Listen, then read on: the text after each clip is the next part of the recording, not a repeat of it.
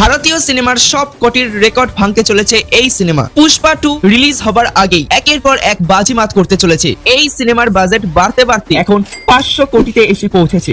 এর মধ্যেও একটি প্রশ্ন উঠে এসেছে, পুষ্পা 2 যদি সুপার হিট হয় তাহলে তাকে টোটাল বাজেটের ডবল টাকা ইনকাম করতে হবে, অর্থাৎ 500 কোটি টাকা খরচ হলে তাকে 1000 কোটি টাকা তুলতে হবে। আমাদের এখানে কোন সিনেমা 1000 কোটি টাকা ইনকাম করলে তাকে অল টাইম ব্ল্যাকবাস্টার বলা হয়। আচ্ছা, কেজিএফ কেই ধরুন না, 100 কোটি সিনেমা 1100 কোটি টাকা ব্যবসা করেছে।